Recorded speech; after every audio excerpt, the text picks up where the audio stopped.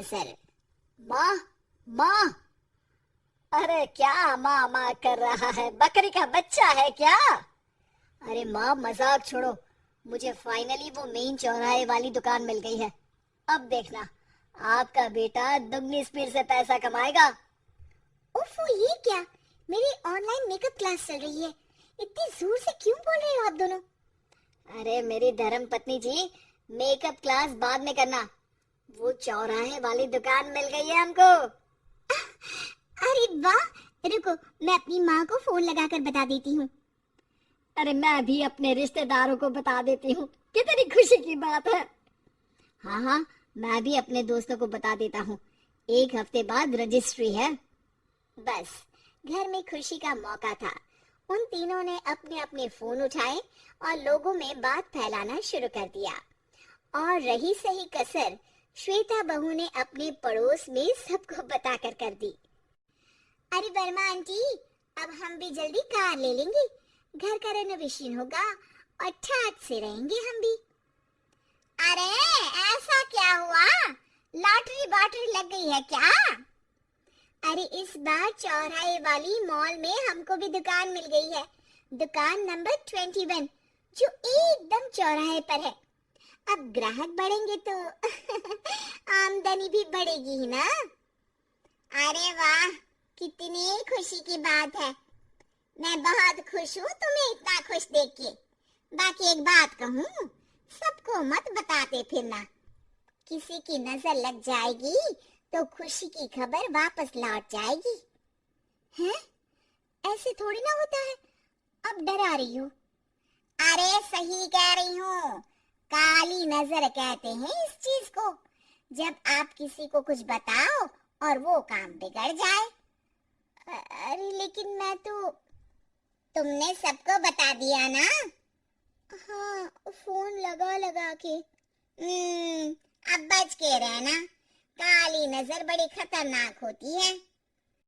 श्वेता इतनी खुश रहती है कि वो वर्मा आंटी की बात पर ध्यान ही नहीं देती, जबकि पड़ोस में और भी लोगों से खुशी की खबर शेयर करती रहती है।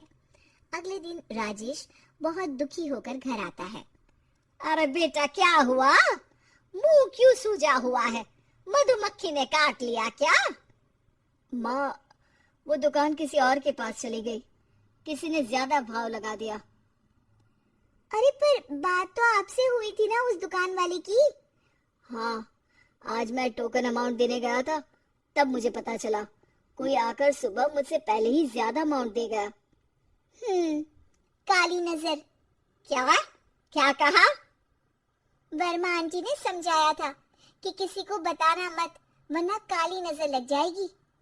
अच्छा, तुम्हें उनकी बात मान लेनी चाहिए थी। उनकी बात मान लेती, लेकिन उसके पहले ही सबको बता चुके थे ना हम तीनों। अरे अगली बार से ध्यान रखेंगे। कोई भी नई चीज होगी तो किसी को नहीं बताएंगे। तीनों कुछ दिन ऐसे ही रहते हैं, पर एक दिन श्वेता को एक मेल आता है। राजेश, मेरा ऑनलाइन मेकअप कोर्स कंप्लीट हो गया। अब मैं खुद का पार्लर खोल सकती हूँ। अरे वाह, अपने मोहल्ले में ही खुलता है? ये जो घर के सामने दुकान है ना, वहीं? हाँ, यहाँ सस्ती भी मिल जाएगी। अगले दिन श्वेता वर्मा आंटी के पास जाती है मिठाई का डब्बा लेकर। अरे आओ आओ, कैसे आना हुआ? जोर से नहीं बोलूंगी। वो सामने वाली दुकान है ना, वहाँ मैं अपनी पार्लर की दुकान खोलने वाली हूँ, उसकी मिठाई है। अरे वाह, बहुत बधाई हो तुमको। हाँ, मैं कमाने लगूंगी तो राजेश पर पूरे घर का बोझ नहीं रहेगा ना आंटी जी। ये तो है, पर ये बता कि तूने ये बात किसी और को तो नहीं बताई ना? अरे नहीं नहीं, पिछली बार गलती कर दी थी। काली नजर लगी किसी की और राजेश के हाथ से वो दुकान चली गई थी। सबको मत बताना। चलो मैं चलती हूँ, कल दुकान की बात करने भी तो जाना है। अगले दिन श्वेता दुकान के लिए मालिक से बात करने जाती है। अरे लेकिन दुकान तो हम कल रात को ही किसी को दे चुके हैं। कल ही? हाँ, कल ही। 2 दिन बाद कोई यहाँ पार्लर भी खोल लेगा। अब कहीं और दुकान देख लीजिए। अरे पर हमको भी तो पार्लर ही खोलना था। भैया एक ही दुकान है, आधी आधी तो नहीं दे सकता ना मैं। राजेश और श्वेता घर पर हताश होकर आ जाते हैं। इस बार तो किसी को बताया भी नहीं था, अब किसकी काली नजर लग सकती है? सुनो, तुमने माँ को बताया था क्या? अरे कैसी बात कर रही हो, माँ की नजर थोड़ी ना लगेगी। पक्का तुमने किसी को नहीं बताया था ना? सिर्फ वर्मा आंटी को बताया था, उन्होंने ही मुझे किसी को नहीं बताने को कहा। अरे यार तुम भी सही हो, मेरी माँ को नहीं बताने को कह रही हो, पर वर्मा आंटी को बताना तुम्हें जरूरी लगा। अरे वर्मा आंटी ने ही तो काली नजर के बारे में बताया था ना, वो हमेशा हमारा भला ही तो चाहती है। मेरी माँ भी हमारा भला ही चाहती है। अरे पर चिल्ला क्यों रहे हो? बात नहीं कर सकते क्या आराम से? नहीं आता आराम से बात करना, और करना भी नहीं चाहता हूँ मैं। दुकान जाने का दुख गुस्से में बदल गया था और राजेश और श्वेता में बात बंद हो गई थी। 2 दिन बाद मोहल्ले में पार्लर का इनॉग्रेशन हुआ, जिसमें मोहल्ले के सभी लोगों को बुलाया गया, पर श्वेता, राजेश और माँ नहीं जाते। माँ अंदर आ जाओ, क्या देख रही हो? अरे नया पार्लर देख रही हूँ अपने आंगन से। देखो, माँ को दूसरे का सुख देखने में कितना मजा आ रहा है, मेरा दुख नहीं दिख रहा इन्हें। यहाँ मेरा पार्लर भी तो हो सकता था। अरे चुप रहो यार, हर बात में लड़ाई क्यों ढूंढ रही हो? राजेश और श्वेता फिर बहस करने लगते थे।